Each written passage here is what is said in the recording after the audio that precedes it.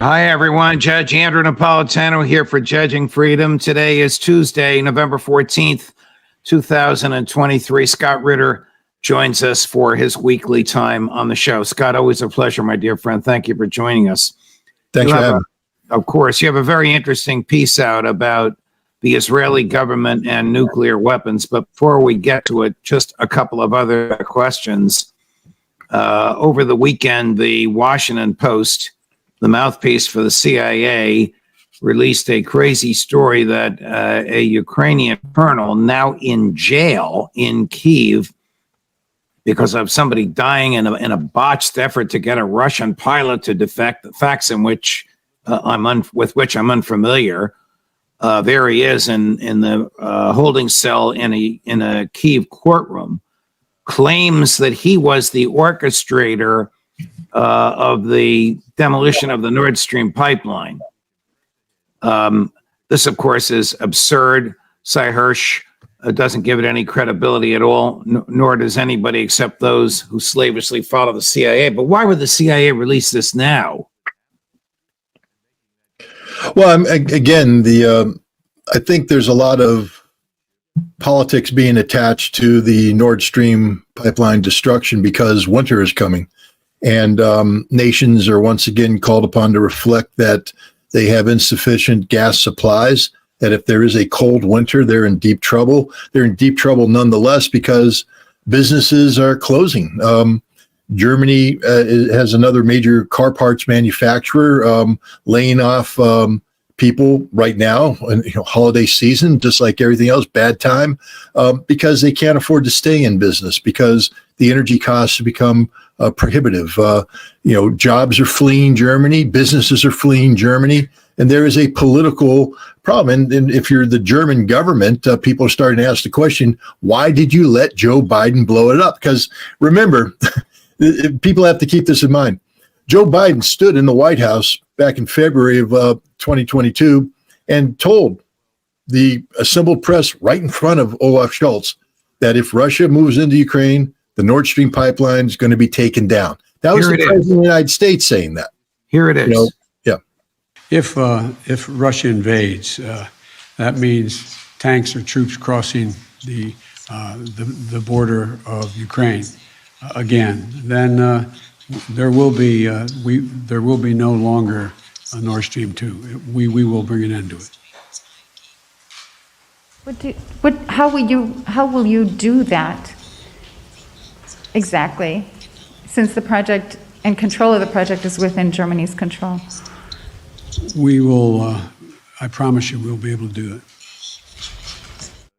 Yeah, what the camera didn't show is that standing next to him was his poodle, the Chancellor of Germany, who said nothing. You said nothing. But this is the important thing here. The President of the United States said, we will do it. Now, that's the royal we. That means me, I, you, Americans are doing it. Nowhere in there did he say that a Ukrainian Special Forces colonel will lead a 6-person team of Ukrainians to Germany to rent a luxury boat and take it out there to do a Mission Impossible style deep diving attack on a pipeline. Common sense has to literally kick in at some point in time. That colonel, just I correct the story. He denies it. He's been thrown under the bus by the Washington Post article. He has actually said, I didn't have anything to do with that at all. But his name is being put out there. But the CIA is desperate to look for a cover story. The Ukrainians are helping the CIA come up with a cover story by throwing this colonel under the bus. I mean, he's arrested. He's been charged with other offenses. He's going to deny this, but the fact that he's being charged makes his denial less meaningful. But, while Cy Hirsch's story, nobody knows, but, he's a Pulitzer Prize winning reporter with a very good track record. And nobody's been able to contradict his story yet. They've come up with this harebrained, the Ukrainians did it thing. It's a ludicrous angle. There's no evidence to back this up. I mean, saying this colonel was involved, that's not evidence. That's just throwing a name out there to breathe life into the story. The fact of the matter is the President of the United States ordered this to be done. He said so. He said it himself. Why are we even talking about this? He said, if Russia moves their tanks and troops into Ukraine, that pipeline will take it out. We will do it. I promise you it will happen. End of story. I don't want to get too deep into the politics, but do you think this has something to do with the dispute between General Zelensky and President Zelensky and their dispute over Zelensky's realism that we're at a stalemate and Zelensky's fantasy and delusions that we can still beat the Russians? I mean, I don't know, because the timing of this, the timing of the Ukraine did it aspect of it, goes back to when we were actively seeking money and supporting the Ukrainian counteroffensive. And so, were we throwing Zelensky under the bus even back then? Some people might say yes. I think it's more, look, the CIA doesn't care about anybody but the CIA. And Cy Hirsch's story put them and, some covert aspects of the Department of Defense in a spotlight they didn't want. And so they ran with a cover story, regardless of the damage it does. They don't care about anything except protecting the CIA. You can bring on Mr. Devine and he will tell you that's the truth. The CIA takes care of the CIA before it takes care of anything else. A member of Prime Minister Netanyahu's cabinet by the name of Amichai Eliyahu recently gave a radio interview in Israel, which gave the distinct impression that the Netanyahu government has available to it and might consider, I think his phrase was, that's one way to do it, or that's one way, the use of nuclear weapons to degrade, destroy, and demolish Gaza. This may sound like a ridiculous question. You're the world-class UN nuclear inspector. Does Israel have nuclear weapons? Of course they do. They've admitted having nuclear weapons. They have a policy of deliberate ambiguity, meaning that they officially won't say we have the weapons until they do. For instance, in 2004, Prime Minister Ariel Sharon all but admitted that he put Israel in a class of nuclear weapons states. In 2006, Omer, the other prime minister, came after him, did the same thing, spoke about Israel as a nuclear power.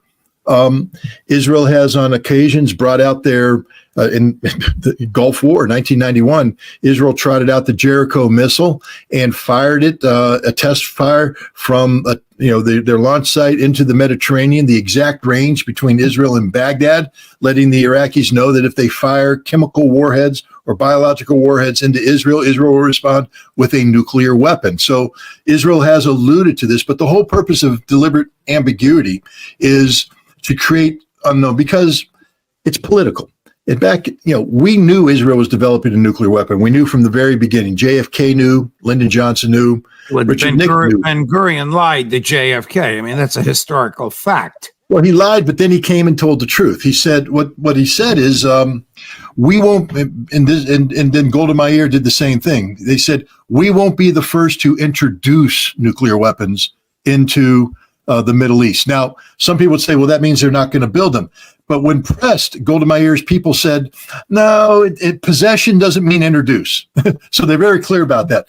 Possessing a nuclear weapon doesn't mean we've introduced it. It's only introduced when we publicly say it is and have demonstrated it exists. So the Israel concept is they can build nuclear weapons, they can have nuclear weapons, but they haven't introduced them until they've admitted they have them and they're preparing to use them, which is why this minister's statement caused so much problem, because we're at a point right now where Israel is coming close to the conditions under which they may have to acknowledge having nuclear weapons. If Hezbollah gets involved and if Iran gets involved, we're looking at a scenario where Israel could suffer strategic defeat.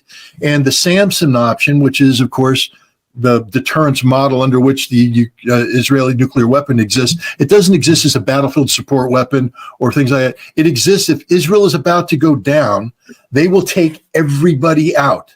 That's the whole concept, that they will hit Tehran, they will hit Cairo, they will hit Amman, they will hit Damascus, they'll hit Beirut, they'll hit Ankara, they'll hit anybody they want to, because they're basically saying, this is Samson taking down the temple, man.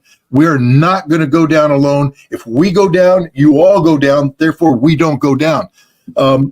And that is a very delicate thing, a song and dance that has to be done with the United States. And so for this minister to get out there and introduce the notion of the potential of nuclear weapons existing and being employed by Israel, even though he's not part of the decision-making cycle, that's why he was reprimanded. Not because he was saying things about killing Palestinians. The Israelis don't care. He introduced nuclear weapons prematurely. That's a decision that would be made by the Israeli government at a time and place of their choosing, and he didn't get to make that call. So that's why he got in trouble. But no, the Israelis have nuclear weapons. I think 60 to 80 is the number that they're talking about. Maverick disagrees. He's saying there's about 200. But I think the latest numbers are about 60 to 80 nuclear weapons in the Israeli army. I'm going to play a clip of Prime Minister Netanyahu at the United Nations not very long ago, ranting and raving about Iran, and that's run by fanatics. But the most important thing he says is the last sentence. Iran must face a credible nuclear threat. Take a listen.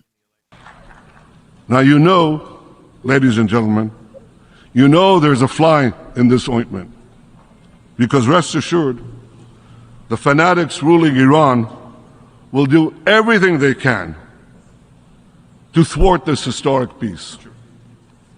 Iran continues to threaten international shipping lanes, hold foreign nationals for ransom, and engage in nuclear blackmail. Over the past year, its murderous goons have killed hundreds and arrested thousands of Iran's brave citizens.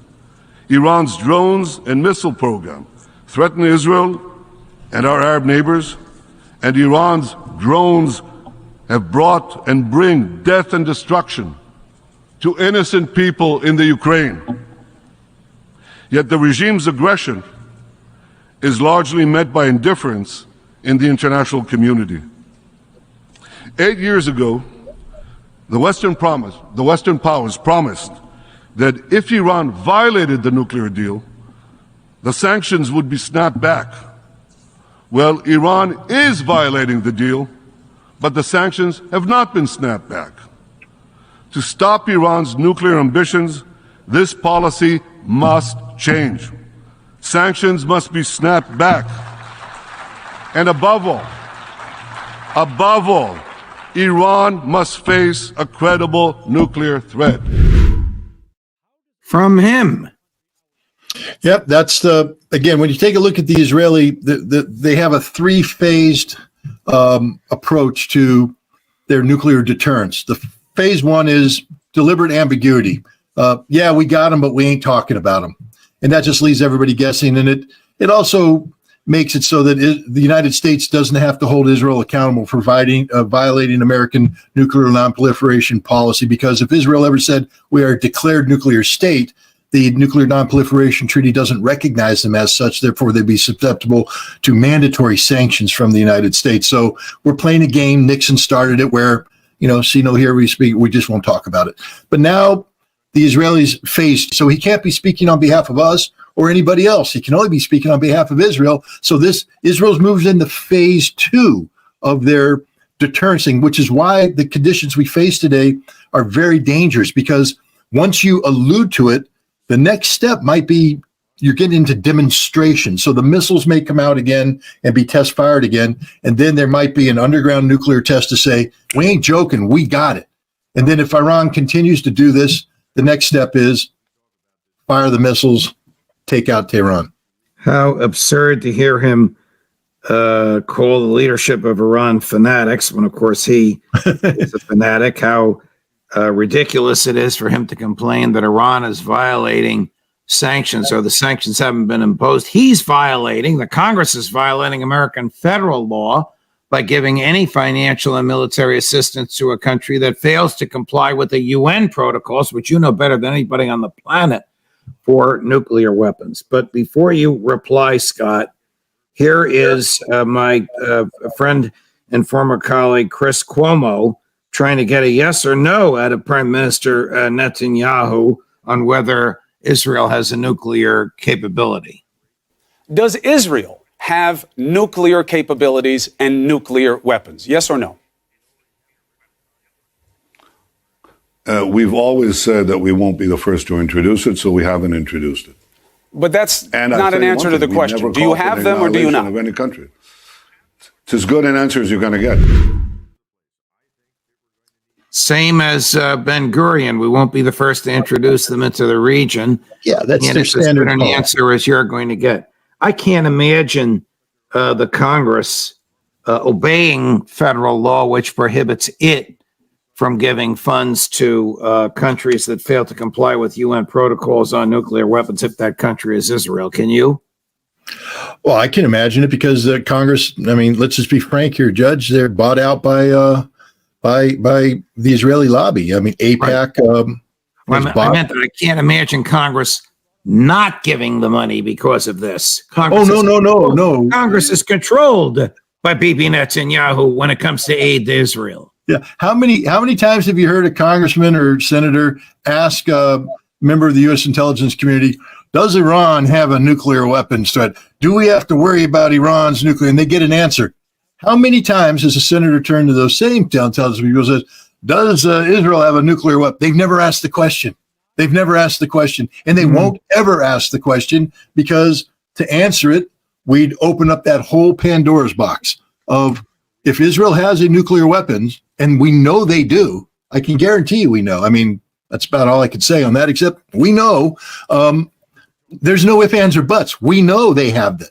And the fact is they won't ask the question because we are living a lie. Everything, just so people know, everything we're doing with Israel, everything we're doing is a violation of the United States Constitution, a violation. This isn't anti-Semitic. This isn't because I'm anti-Israeli or anything. It's because the law is the law. Judge, again, correct me if I'm wrong, but the supremacy clause of the United States Constitution is when we enter into a treaty that's been ratified by the United States Senate, it becomes the law of the land. We are signatories of the Nuclear Non-Proliferation Treaty, which was not imposed on us. We wrote it, and we are therefore bound by it, but we're deliberately ignoring it in the case of Israel. Before we watched the clips of Prime Minister Netanyahu, you were talking about Israel's conventional military capabilities. Does Israel have the conventional military capability to fight a two-front war, one in Gaza and one on the West Bank or near the West Bank against Hezbollah? You know, they have the potential to put over 500,000 troops in the field, and if you proportion these troops properly, for instance, you put 360,000 of them in the north against Hezbollah, and you put the others to protect the periphery. The answer is they can have a holding action, meaning they can avoid being strategically defeated. But because Israel has done something which they had never planned for, Israel never thought Hamas would do what they did on October 7th. Israel did not have a contingency plan for what they're doing right now. This is an operation that's been made up on the fly with 300,000 reservists there doing something they never were prepared to do and absorbing military resources that should be up north. If Hezbollah comes across, there is not sufficient military power there to hold Hezbollah back. Hezbollah could very well score a strategic victory against Israel that makes what happened on October 7th pale in comparison. How badly is the IDF sustaining casualties compared to the casualties they're inflicting on Hamas, not on Palestinian civilians?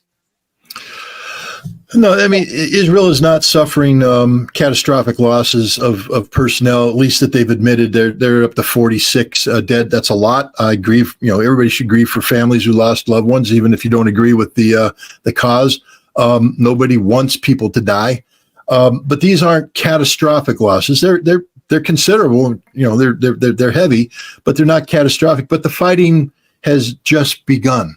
And they have lost significant vehicular losses, so bad that the Israelis they had sold a bunch of Merkava 3 tanks to Morocco and some other nations.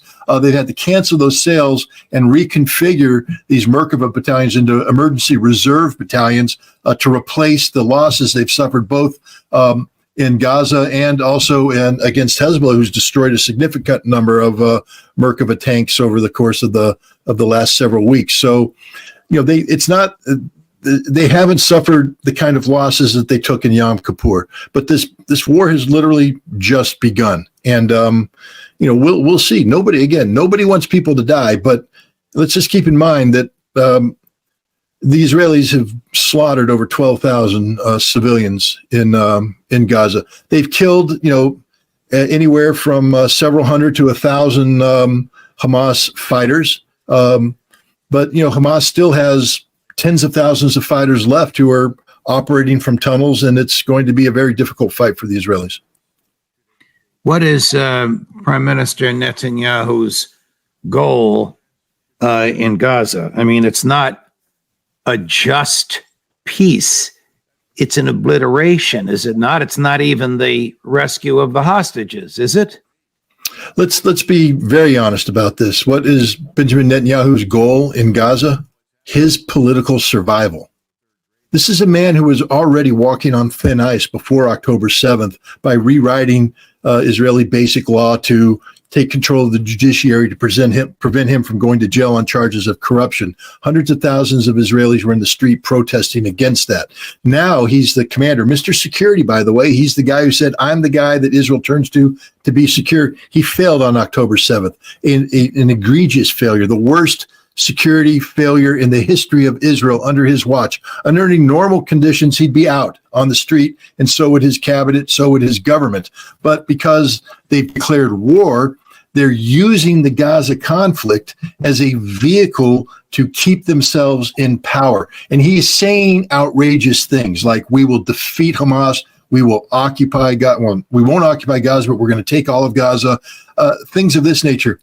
Understand this, there's a lot of pressure on Benjamin Netanyahu to be pushed aside. The United States is talking about it.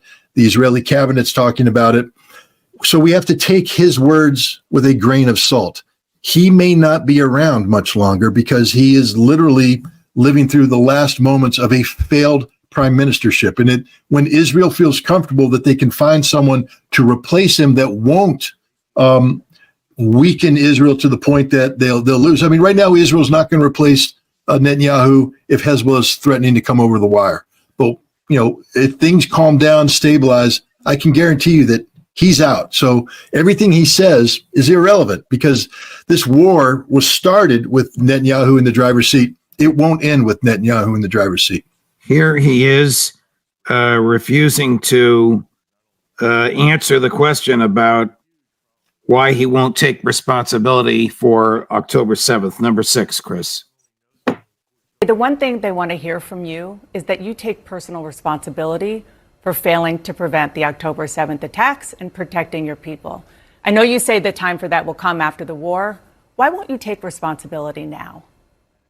I've already addressed that many times. And I said this whole question will be addressed after the war. Why just not as people now? would ask, well, did people ask Franklin Roosevelt after Pearl Harbor that question? Did people ask George Bush after the surprise attack of November 11th?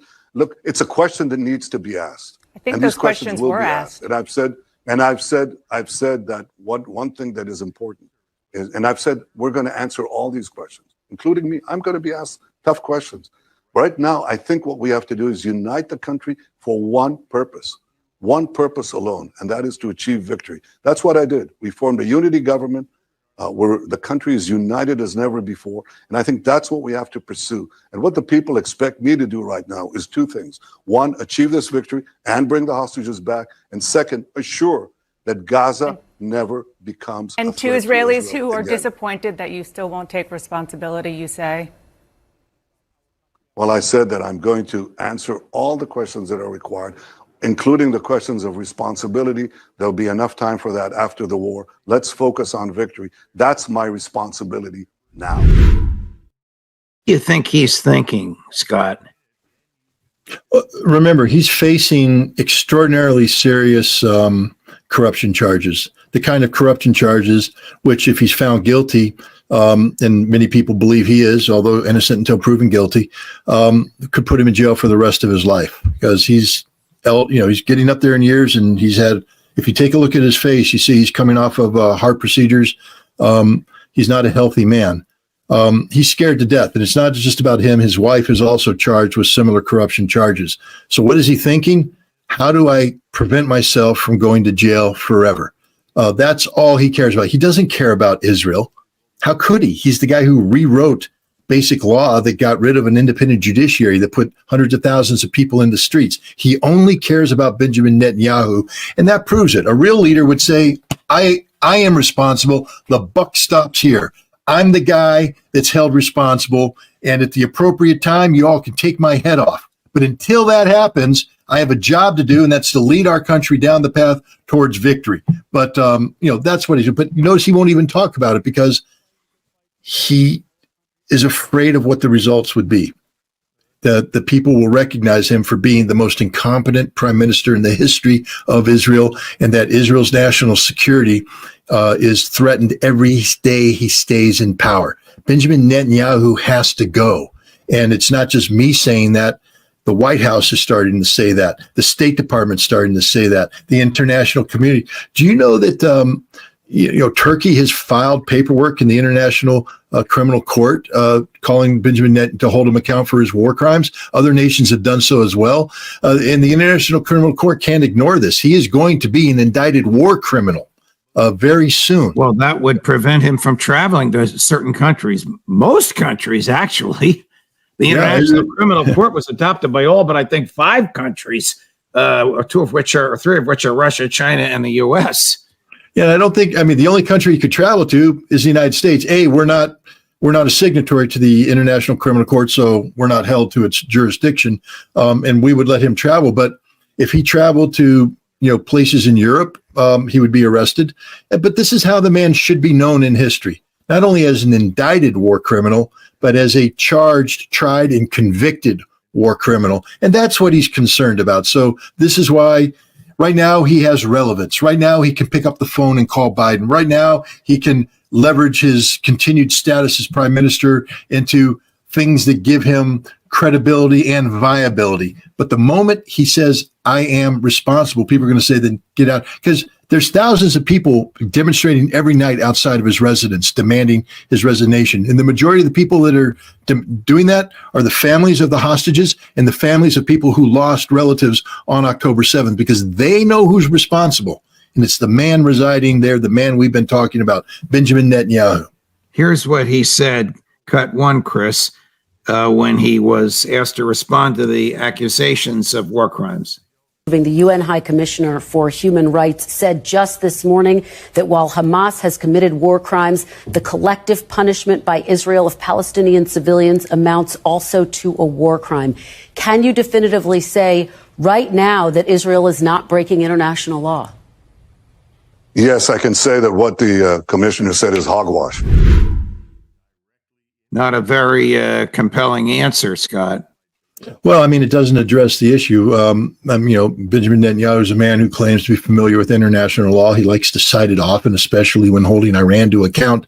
But he knows what collective punishment is. He also knows that the United States and Europe have collectively turned a blind eye to it. In 2006, it became the official part of the Israeli conventional deterrence doctrine, named after a West Beirut suburb, Dahia, which was leveled by the Israelis, not because Hezbollah was hiding there or anything. It was collective punishment. They said, because Hezbollah is fighting us successfully in the hills, we will level Western Beirut. And they did. And then they leveled towns and villages, murdering Lebanese civilians. And, and then in 2010 or 2008, they used the same principle against the Gazans, and they've been using it ever since. It is the stated official policy of Israel to embark on collective punishment of innocent civilians. They acknowledge it in writing. There's no doubt about it. If you took their written policy to any court where the jurisdiction of international humanitarian law is in play, it is an automatic finding of guilt because you can't argue it away. I'm sorry. And we haven't even gotten into discussion about distinction and proportionality. You are 100% correct. collective punishment is by definition a war crime. If there's such a thing as summary judgment in a criminal case, this would be the case for it. Scott, what is on your shoulders now? Well, that is Maverick's cat best friend, Luna. And if I tried to intervene, I'm afraid she would create a storm. So I'm trying to quietly just let this. All right, we're done. We're done, Scott. Thank you so much.